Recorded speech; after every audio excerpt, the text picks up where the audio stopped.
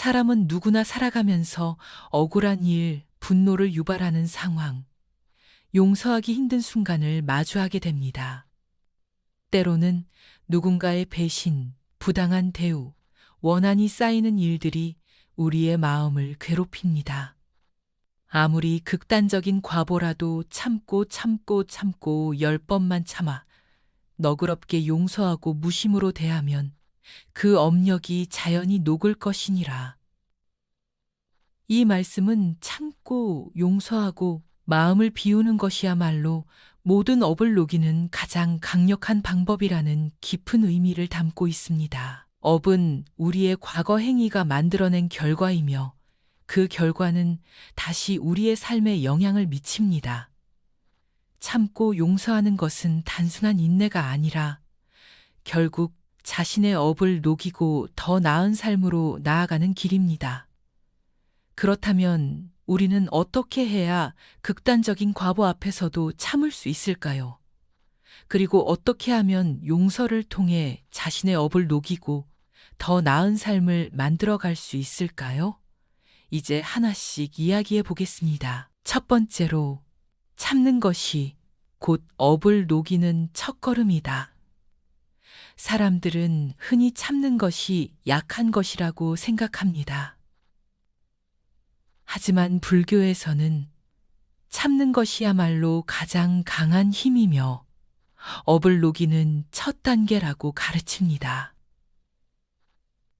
부처님께서는 화를 내는 것은 스스로 불을 지르는 것과 같다고 하셨습니다.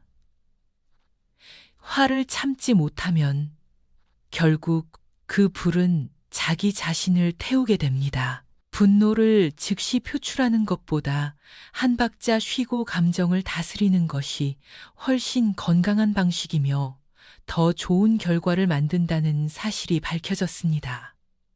즉각적인 분노 표현은 후회를 낳고 인간관계를 파괴합니다. 반대로 한 번 더 참고 감정을 조절하면 더 나은 해결책이 보입니다.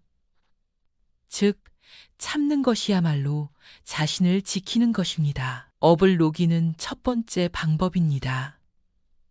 두 번째로, 10번 참으면 업의 흐름이 변한다.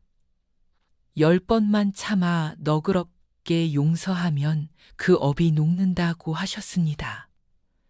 즉, 한두 번 참는 것으로 끝나는 것이 아니라 반복적으로 참아야 업의 흐름이 변한다는 뜻입니다. 불교에서는 이를 인내 수행이라고 합니다. 즉, 참고 또 참으며 그 상황을 뛰어넘을 때 비로소 업이 변하게 됩니다. 심리학에서도 사람의 감정은 일정 시간 동안 강렬하다가 점점 약해진다는 연구 결과가 있습니다. 즉, 처음에는 참기 힘들지만 여러 번 참다 보면 그 감정이 점점 사라지게 됩니다. 처음에는 불같이 화가 나지만 10번 정도 참으면 그 감정이 점점 옅어지고 평온함을 찾을 수 있습니다. 즉, 10번 참는 것이 중요한 이유는 그 과정을 통해 업의 흐름이 변하기 때문입니다. 세 번째로, 용서는 상대를 위한 것이 아니라 나 자신을 위한 것이다. 용서란 남을 위해 하는 것이 아니라 결국 나 자신을 자유롭게 하기 위해 하는 것입니다. 부처님께서는 원한을 품으면 그 원한은 결국 자신을 해친다고 하셨습니다. 즉, 미움과 분노를 품고 살아가면 그것이 결국 자신을 갉아먹게 됩니다. 용서하는 사람이 더 건강하고 더 행복하게 살아간다는 연구 결과가 있습니다. 용서하는 사람은 스트레스가 줄어들고 신체 건강이 더 좋아집니다. 반면 용서하지 못하고 분노를 품고 사는 사람은 우울증, 불안장애, 심장병병 등의 위험이 높아집니다. 즉, 용서는 상대를 위한 것이 아니라 나 자신을 위해 하는 것입니다. 네 번째로, 무심한 태도가 업을 녹이는 가장 강력한 방법이다. 무심으로 대하면 그 업력이 자연히 녹을 것이다. 라고 하셨습니다. 즉, 집착하지 않고 마음을 비우는 것이야말로 업을 녹이는 가장 강력한 방법이라는 뜻입니다. 불교에서는 이를 무심, 즉 마음을 비우는 수행이라고 합니다. 마음을 비우면 어떤 상황도 나를 흔들 수 없습니다. 집착을 내려놓으면 업의 영향력도 점점 사라지게 됩니다. 심리학에서도 집착을 줄이고 마음을 편안하게 가지는 사람이 더 높은 삶의 만족도를 경험한다는 연구 결과가 있습니다. 과거에 대한 집착을 내려놓을 때 사람은 더 자유로워집니다. 부정적인 감정을 오래 붙잡고 있을수록 그것이 우리의 삶을 더 힘들게 만듭니다. 즉, 무심한 태도를 가지면 어떤 업이든 자연스럽게 녹아내릴 수 있습니다. 5번째로, 업은 내가 만드는 것이며 내가 풀어야 한다. 우리는 종종 업이 외부에서 오는 것이라고 생각합니다. 하지만 불교에서는 업은 스스로 만든 것이며 스스로 풀어야 한다고 가르칩니다. 즉, 나에게 오는 모든 업은 과거의 나의 선택에서 비롯됩니다. 그 업을 풀기 위해서는 내가 바른 선택을 해야 합니다. 사람이 자신의 행동에 책임을 질 때 더 나은 변화를 만들어낼 수 있다는 연구 결과가 있습니다. 외부 탓만 하면 변화할 수 없지만 자신의 선택을 돌아보면 개선할 수 있습니다. 업을 녹이는 길은 결국 나 자신을 바꾸는 것에서 시작됩니다. 즉, 업을 풀기 위해서는 나 자신부터 변화해야 합니다. 6번째로, 참고 용서하는 삶이 결국 더 큰 복을 부른다. 결국 참고 용서하는 것이야말로 더 큰 복을 부르는 길입니다. 부처님께서는 선한 마음을 가진 자는 선한 결과를 얻게 된다고 하셨습니다. 즉, 참고 용서하는 마음을 가지면 그것이 결국 더 큰 복이 되어 돌아온다는 뜻입니다. 긍정적인 태도를 가진 사람들이 더 좋은 인간관계를 맺고 더 큰 기회를 얻는다는 연구 결과가 나와 있습니다. 참고 용서하는 사람은 주변에서 더 많은 도움을 받습니다. 분노를 참지 못하고 감정을 폭발시키는 사람은 결국 관계를 잃고 고립됩니다. 즉, 참고 용서하는 것이야말로 자신에게 더 큰 복을 부르는 길입니다. 결국 참고 용서하는 것이 업을 녹이고 더 나은 삶을 만든다. 아무리 극단적인 과보라도 참고 또 참고 10번만 참아 너그럽게 용서하고 무심으로 대하면 그 업력이 자연히 녹을 것이니라 라고 하셨습니다. 즉, 참는 것이 업을 녹이는 첫걸음이며 10번 참으면 업의 흐름이 바뀌고 용서는 나를 위한 것이며 무심한 태도를 가지면 업이 자연스럽게 사라지고 참고 용서하는 삶이 결국 더 큰 복을 부르게 됩니다. 오늘부터라도 더 많이 참고 더 많이 용서하고 더 많이 마음을 비우는 연습을 해보면 어떨까요? 그것이야말로 가장 큰 업을 녹이고 더 평온한 삶을 사는 길일 것입니다. 참고 용서하는 삶. 분노를 녹이고 평화를 찾아가는 지혜. 인생을 살다 보면 누구나 억울한 일, 분노를 느끼는 상황, 용서하기 힘든 순간을 마주하게 됩니다. 직장에서의 부당한 대우, 가까운 이의 배신, 오해로 인한 상처. 이런 경험들은 우리 마음에 깊은 상처와 분노의 씨앗을 심습니다. 아무리 극단적인 과보라도 참고 또 참고 10번만 참아 너그럽게 용서하고 무심으로 대하면 그 업력이 자연히 녹을 것이니라. 이 가르침은 단순한 인내를 넘어선 삶의 철학입니다.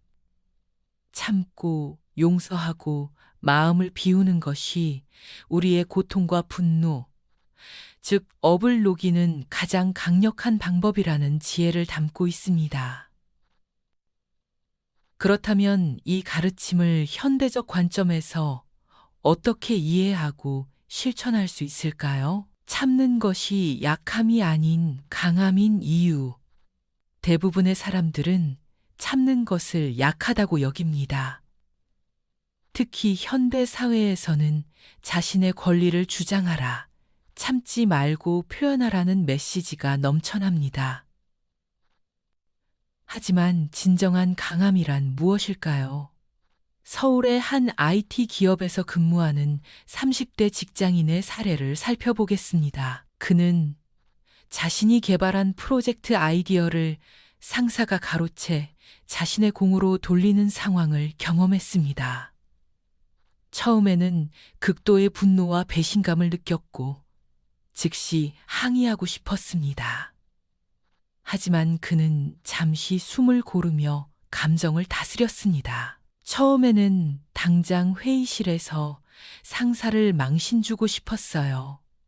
하지만 그런 행동이 결국 회사 내 제 평판과 경력에 어떤 영향을 미칠지 생각했죠. 그래서 참기로 했습니다.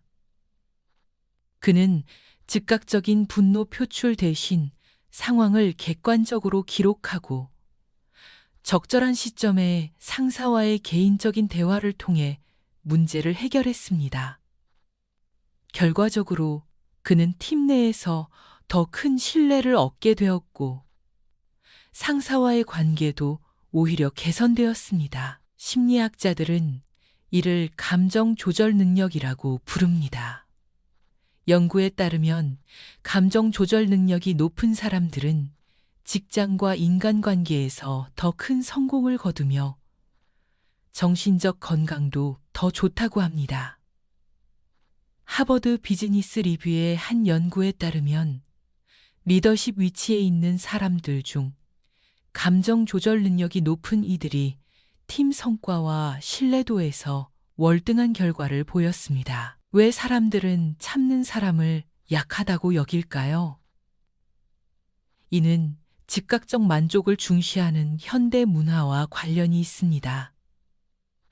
심리학자 다니엘 카너먼의 연구에 따르면 인간의 뇌는 즉각적인 보상을 선호하는 시스템과 장기적 이익을 고려하는 시스템으로 나뉩니다. 현대 사회는 앞의 시스템을 자극하는 즉각적 만족을 중시하기 때문에 당장의 감정 표출이 강함으로 여겨지는 것입니다. 하지만 진정한 강함은 자신의 감정을 통제하고 장기적 관점에서 최선의 결정을 내리는 능력에 있습니다. 사람들이 착한 사람을 만만하게 여기는 심리학적 이유. 사회 속에서 착한 사람, 참고 용서하는 사람이 종종 만만한 사람 또는 이용당하기 쉬운 사람으로 잘못 인식되는 경우가 많습니다. 이런 현상의 심리학적 배경을 살펴보겠습니다. 첫째, 상호성의 법칙이 작용합니다. 인간은 기본적으로 자신이 받은 것에 상응하게 돌려주려는 경향이 있습니다. 그러나 이 법칙이 제대로 작동하지 않을 때 한쪽만 계속 양보하는 상황이 발생합니다. 둘째, 공정성 이론에 따르면 사람들은 관계에서 투입과 산출의 균형을 중요시합니다. 한 사람이 계속 참고 양보만 하면 상대방은 이를 정상적인 상태로 인식하게 됩니다. 넷째, 사회적 교환 이론에 의하면 모든 관계는 일종의 거래로 볼 수 있으며 사람들은 자신에게 이득이 되는 관계를 선호합니다. 참고 용서하는 사람은 상대방에게 비용이 적게 드는 관계로 인식될 수 있습니다. 넷째, 경계 설정의 부재가 문제가 됩니다. 심리학자 헨리 클라우드와 존 타운샌드의 연구에 따르면 건강한 관계에는 분명한 경계가 필요합니다. 참고 용서하는 것이 무조건적인 양보로 이어질 때 건강한 경계가 무너질 수 있습니다. 참는 삶과 무조건적 복종의 차이. 중요한 것은 참는 삶과 무조건적 복종은 완전히 다르다는 점입니다. 참는 것은 감정을 조절하고 현명한 대응을 선택하는 것이지 부당한 대우를 계속 받아들이라는 의미가 아닙니다. 부산의 한 교사는 학교에서 지속적으로 과도한 업무를 떠맡게 되었습니다. 처음에는 참고 받아들였지만 상황이 계속되자 이것이 단순히 참는 것의 문제가 아니라 건강한 경계 설정의 문제임을 깨달았습니다. 처음에는 교사로서의 책임감으로 모든 일을 떠맡았어요. 하지만 그것이 저를 소진시키고 있다는 것을 깨달았죠. 참는 것과 무조건 수용하는 것은 달랐습니다. 그녀는 동료들과 학교 관리자에게 자신의 상황을 차분하게 설명하고 업무 재분배를 요청했습니다. 이 과정에서 그녀는 분노나 원망이 아닌 문제 해결에 초점을 맞추었습니다. 참고 용서하기 위한 구체적인 전략과 대화법, 참고 용서하는 삶을 실천하기 위한 구체적인 전략을 알아보겠습니다. 1. 6초로 적용하기.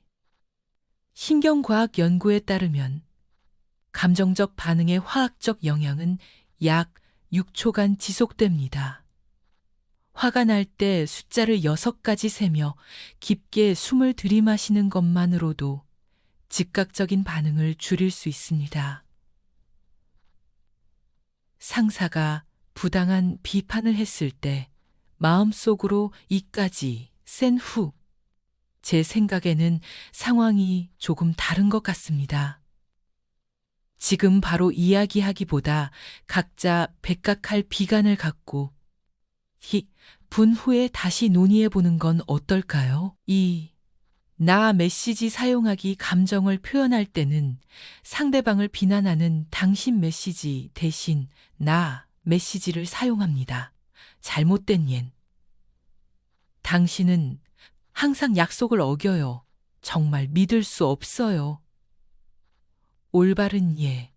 약속 시간이 지켜지지 않을 때 나는 내 시간이 존중받지 못한다고 느껴요. 3. 무심 실천하기. 3단계 접근법. 무심은 마음을 비우는 것을 의미합니다. 이를 실천하는 3단계 접근법. 1. 알아차리기. 지금 내가 화가 나고 있구나라고 인식합니다. 2. 거리두기. 이 감정은 내가 아니라 내가 경험하고 있는 것일 뿐이다 라고 생각합니다. 3. 놓아주기. 이 감정이 나를 통과해 지나가도록 허용한다고 마음먹습니다. 직장 동료가 회의에서 당신의 아이디어를 자신의 것처럼 발표했을 때 지금 나는 배신감을 느끼고 있구나. 이 감정은 일시적인 것이다. 이 상황이 내 전체 경력을 좌우하지는 않을 것이다. 4. 10번 참기. 구체적 실천법. 첫 번째 참기. 즉각적인 반응을 6초간 지연합니다. 두 번째 참기. 그 상황에서 벗어나 5분간 냉정을 찾습니다. 세 번째 참기. 당일 밤 일기를 쓰며 감정을 정리합니다. 네 번째 참기. 다음 날 상황을 객관적으로 바라봅니다. 다섯 번째 참기. 제세자의 관점에서 상황을 재평가합니다. 여섯 번째 참기. 상대방의 입장에서 생각해 봅니다. 일곱 번째 참기. 더 큰 맥락에서 상황의 중요성을 평가합니다. 여덟 번째 참기. 이 경험에서 배울 점을 찾습니다. 9번째 참기, 용서의 가치를 되새깁니다. 10번째 참기, 지혜로운 대응 방식을 선택합니다. 경계를 세우면서 용서하는 법. 건강한 균형 찾기 용서하는 것이 무조건적인 수용이 아니라는 점을 기억해야 합니다. 건강한 경계를 세우는 것은 자기 보호와 상대방에 대한 존중 모두를 위한 것입니다. 경기도에 사는 한 시어머니와의 관계에서 이런 균형을 찾는 법을 배웠습니다. 시어머니는 자주 제 육아 방식에 간섭하셨어요. 처음에는 참고 또 참았지만 그것이 건강한 관계가 아니라는 것을 깨달았죠. 그래서 참되 분명한 경계를 세우기로 했습니다. 어머니, 저는 어머니의 경험과 조언을 존중합니다.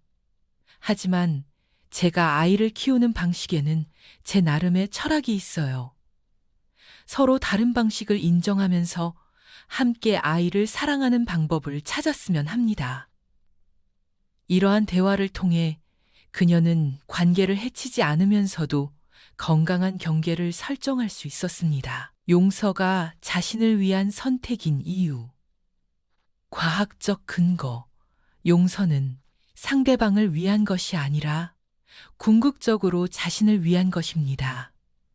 이는 과학적으로도 입증되었습니다. 존스 호킨스 대학의 연구에 따르면 용서하지 못하고 분노를 품은 사람들은 다음과 같은 건강 문제를 경험할 가능성이 높습니다. 혈압 상승과 심장질환 위험 증가, 면역체계 약화, 불화과 우울증 증가, 만성 통증 악화, 수면 장애. 반면 용서를 실천한 사람들은 스트레스 호르몬 수치 감소, 불안과 우울증 감소, 심혈관 건강 개선, 면역력 기능 강화, 수명 연장. 서울의 한 심리 상담사는 오랫동안 아버지를 용서하지 못해 심한 불면증과 불안장애를 겪던 환자의 사례를 공유했습니다. 그 환자는 용서 과정을 통해 놀라운 변화를 경험했습니다. 불면증이 개선되었고 불안 발작이 줄어들었으며 인간관계도 좋아졌어요. 그는 용서가 아버지를 위한 것이 아니라 나 자신을 위한 것이었다고 말했습니다. 용서와 경계 설정의 균형. 성공적인 관계 사례. 부부 관계 전문가인 한 상담사는 25년간의 상담 경험을 바탕으로 참고 용서하면서도 건강한 경계를 유지한 부부의 사례를 공유했습니다. 40대 중반의 한 부부는 남편의 과도한 업무와 아내의 외로움으로 갈등을 겪었습니다. 아내는 남편의 늦은 귀가와 주말 근무에 분노를 느꼈고 남편은 아내의 불만에 방어적이었죠. 이 부부가 균형을 찾은 방법은 아내, 당신이 일을 중요시하는 것을 이해해요. 하지만 나는 당신과 함께하는 시간이 필요해요. 남편, 내 부재로 당신이 외로웠다는 걸 이제야 깨달았어요. 나도 변화가 필요하다고 생각해요. 함께 주말 중 하루는 온전히 가족 시간으로 지정하고 평일에도 최소 30분은 대화하는 시간을 가졌습니다. 1년 후 이 부부의 관계는 완전히 달라졌습니다. 남편은 일과 가정의 균형을 찾았고 아내는 자신의 독립적인 활동을 즐기게 되었습니다.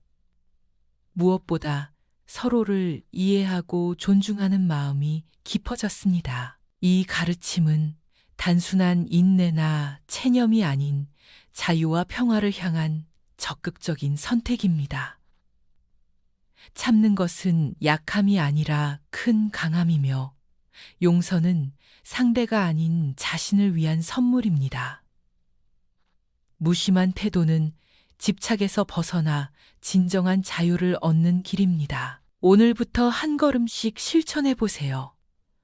분노가 일어날 때 6초를 세어보고 하루에 한 번 용서의 명상을 해보세요. 무심한 태도로 상황을 바라보는 연습을 하세요. 이런 작은 실천들이 모여 당신의 삶에 큰 변화를 가져올 것입니다. 참고 용서하는 삶이 당신에게 더 큰 평화와 행복을 선물할 것입니다.